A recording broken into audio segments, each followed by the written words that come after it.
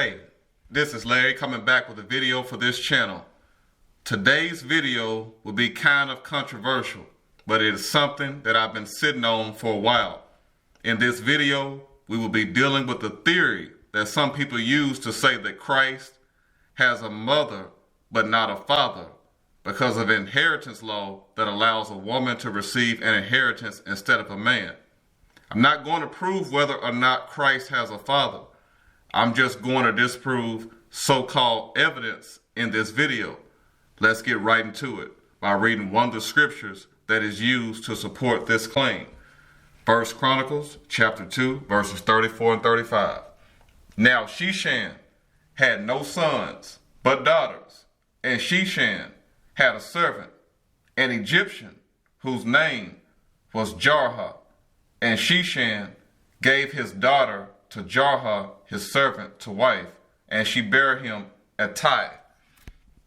Now, according to the incorrect breakdown of the scriptures, the inheritance goes through Sheshan's daughter that married the Egyptian Jarha. The correct breakdown of the scriptures reveals that the inheritance goes through the Israelite Jarha. We'll get to that later on in this video. Let's go to one of the source of the scriptures that are used incorrectly to state that the inheritance is given to Sheshan's daughter. Numbers chapter 27 verses 1 through 11.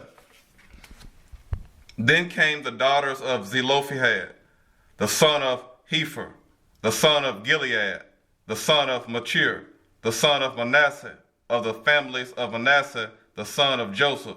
And these are the names of his daughters: Mahlah, Noah, and Hoglah, and Milcah, and Tirzah. And they stood before Moses, and before Eleazar the priest, and before the princes and all the congregation, by the door of the tabernacle of the congregation, saying, Our father died in the wilderness, and he was not in the company of them that gathered themselves together against the Lord in the company of Korah, but died in his own sin and had no sons. Why should the name of our father be done away from among his family, because he hath no son? Give unto us therefore a possession among the brethren of our father. And Moses brought their cause before the Lord, and the Lord spake unto Moses, saying, The daughters of Zelophehad speak right. Thou shalt give them a possession of an inheritance among their father's brethren, and thou shalt cause the inheritance of their father to pass unto them. And thou shalt speak unto the children of Israel, saying, If a man die and have no son, then ye shall cause his inheritance to pass unto his daughter. And if he have no daughter, then ye shall give his inheritance unto his brethren. And if ye have no brethren, then ye shall give his inheritance unto his father's brethren. And if his father have no brethren, then ye shall give his inheritance unto his kinsman that is next to him of his family, and he shall possess it, and it shall be unto the children of Israel a statute of judgment, as the Lord commanded Moses. Now, the end of the scriptures about this law doesn't stop there. The complete understanding comes from following another law. Let's get it. Isaiah chapter 28, verses 9 and 10. Whom shall he teach knowledge? And whom shall he make to understand doctrine? Them that are weaned from the milk and drawn from the breast. For precept must be upon precept, precept upon precept, line upon line, here a little and there a little. Now let's use this law to bring the correct understanding of the scriptures. Going back to the book of Numbers, turning to chapter 36, and I'm going to read verse 6. This is the thing which the Lord doth command concerning the daughters of Zelophehad, saying, Let them marry to whom they think best. Only to the family of the tribe of their father shall they marry. This is a continuation of the law that is mentioned in Numbers chapter 27 that we just read. It is even talking about the same people. Now I'm going to read more of the chapter for more evidence. So shall not the inheritance of the children of Israel remove from tribe to tribe. For every one of the children of Israel shall keep himself to the inheritance of the tribe of his fathers. And every daughter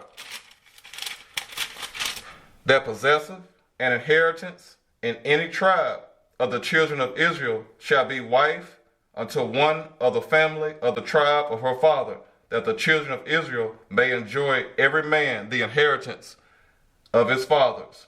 Neither shall the inheritance remove from one tribe to another tribe, but every one of the tribes of the children of Israel shall keep himself to his own inheritance, even as the Lord commanded Moses. So did the daughters of Zelophehad. For Mahlah, Tirzah, and Hoglah, and Milcah, and Noah, the daughters of Zelophehad, were married unto their fathers' brothers' sons. And they were married into the families of the sons of Manasseh, the son of Joseph, and their inheritance remained in the tribe of the family of their father. These are the commandments and the judgments which the Lord commanded by the hand of Moses unto the children of Israel in the plains of Moab by Jordan near Jericho. These ladies married their male cousins to keep the inheritance in their tribe. This is how they received the inheritance. Yes, that is lawful. I'm going to make a video just about it in the future, if it is the Lord's will. Now let's continue the breakdown. The book of Ruth gives another example of this law being put into effect. Boaz married Ruth to receive the inheritance of his dead relative. Let's just read a small excerpt of Ruth chapter 4. I'm turning to it right now. Bear with me. Ruth chapter 4 verses 1 through 5. Then went Boaz up to the gate and set him down there. And behold, the kinsman of whom Boaz spake came by, unto whom he said, Ho, such a one, turn aside, sit down here. And he turned aside and sat down. And he took 10 men of the elders of the city and said, Sit ye down here. And they sat down. And he said unto the kinsman, Naomi, that is come again out of the country of Moab, sell up a parcel of land, which was our brother Elimelech's. And I thought to advertise thee, saying, Buy it before the inhabitants and before the elders of my people. If thou wilt redeem it, redeem it. But if thou wilt not redeem it, then tell me, that I may know, for there is none to redeem it beside thee, and I am after thee. And he said, I will redeem it. Then said Boaz, What day thou buyest the field of the hand of Naomi, thou must buy it also of Ruth the Moabitess, the wife of the dead, to raise up the name of the dead upon his inheritance. I've already made a video about this. The name of the video is changed. It is now titled Ruth, the Story You Haven't Heard 2017. Please check it out to get more information about the law of the nearest kinsman. Now back to this breakdown. Let's go back to 1 Chronicles chapter 2 verses 34 and 35. Let's read the scriptures again. Now Sheshan had no sons but daughters, and Sheshan had a servant, an Egyptian, whose name was Jarha. And Sheshan gave his daughter to Jarha, his servant, to wife, and she bare him Attai. Let's reveal the identity of this Egyptian. Now, according to the verses that we just read, Jarha was a servant, right? Keep that in mind as I read the next set of verses that will be coming from Exodus chapter 21, verses 1 through 4. Now these are the judgments which thou shalt set before them. If thou buy an Hebrew servant, 6 years he shall serve, and in the 7th he shall go out free for nothing. If he came in by himself, he shall go out by himself. If he were married, then his wife shall go out with him. If his master hath given him a wife, and she hath borne him sons or daughters, the wife and her children shall be her masters, and he shall go out by himself. Jarha was an Israelite servant whose master gave him his daughter to wife. The laws about the nearest kinsman state that a woman should marry into her own tribe to get the inheritance if her father has no sons. I read the laws earlier. We just read about a Hebrew servant marrying his master's daughter. Now let's deal with this Egyptian word. Let me make one point before I give this quick breakdown. I'm not racist. I don't hate any race of people. I plan on making a series about salvation that will prove that the only way to prove that a person is a bloodline descendant of Israel that is righteous is by figuring out whether or not they keep the commandments. Skin color and DNA tests are not the deciding factors. Some of the people that don't appear to be Israelites by man-made race descriptions, which are precepts of men, are in fact Israelites. Now let's continue the lesson. Jarha was an Israelite man that was born in Egypt. Leviticus chapter 24 verses 10 through 23 proves this. I plan on making a video about the breakdown of Leviticus chapter 24 verses 10 through 23 to prove that an Egyptian isn't always referring to the nationality of a person. Sometimes the word refers to the place and customs of where a person was born. You know what? Look for this video to come out soon.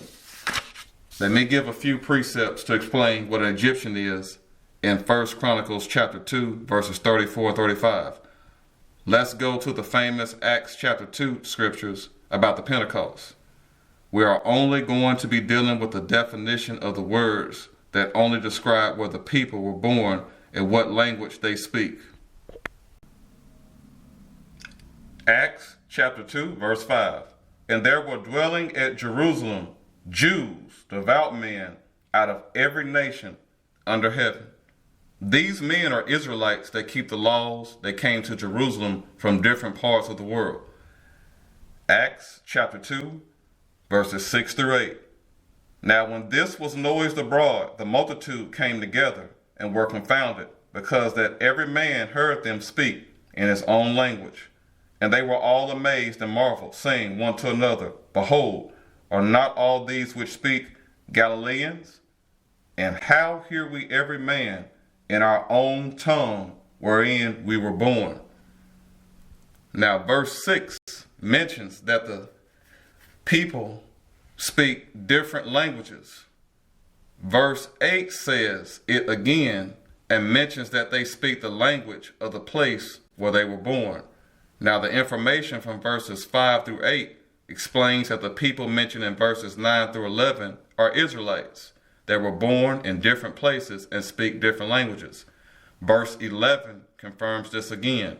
Verse 11 mentions Egypt. The Israelites there at the Pentecost that were born in Egypt will be called Egyptians. Acts chapter 2 verses 9 through 11. Parthians and Medes and Elamites and the dwellers in Mesopotamia and in Judea and Cappadocia and Pontus and Asia, Phrygia and Pamphylia, in Egypt and in the parts of Libya about Cyrene, and strangers of Rome, Jews and proselytes, Cretes and Arabians. We do hear them speak in our own tongues the wonderful works of God. Now let's get to the main point of this lesson. Galatians chapter 4, verses 4 and 5.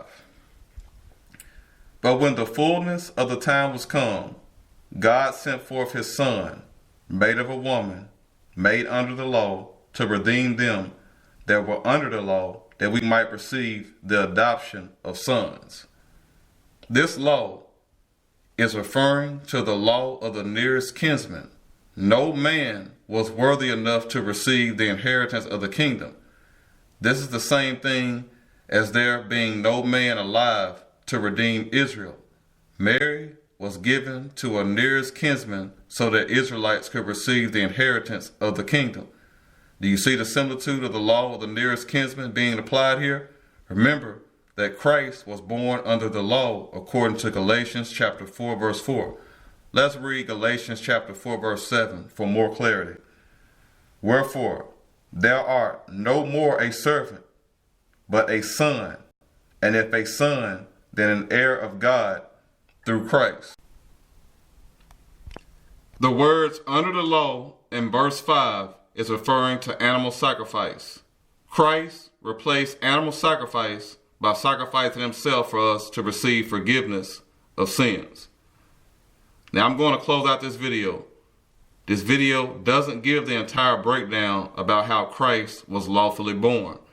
I only dealt with one stronghold, that is used to say that Christ has an earthly mother, but no earthly father.